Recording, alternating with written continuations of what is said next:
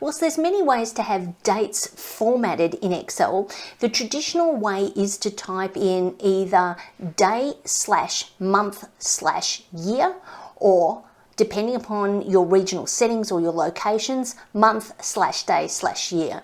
Now the year can either be 4 numbers, as we see here for a full year, or the last 2 digits. Either format's fine. Excel will automatically populate it and recognize it as a date format. So don't put decimal points in there, because a decimal point is a decimal point. And if you have 2 decimal points in there, Excel goes, numbers only have a single decimal point, so I can't perform a mathematical calculation on it.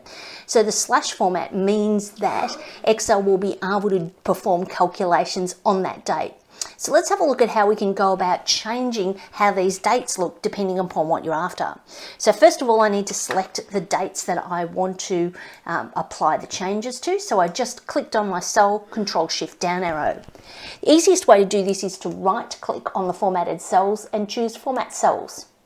Now from here, because we are automatically in a date format, it's dropped down to this category. Here is a list of date formats. So this one's day, month, year. This one's got the actual day of the week, the date, the month, the year. And you can scroll down to see these ones have got 2 characters for the year. This one's just got a single digit if there is only the 1 to 9 month, etc. So you can go down and choose the desired layout that you're after. What options are available will also be dependent upon your location. So the format will automatically adjust if you're working on a US basis. I'm going to choose this one just so that we can see the difference between what we've got here. When I click OK, it automatically adjusts the dates selected to show us, in this case, what day of the week each one is. So it's using the date formats in Excel.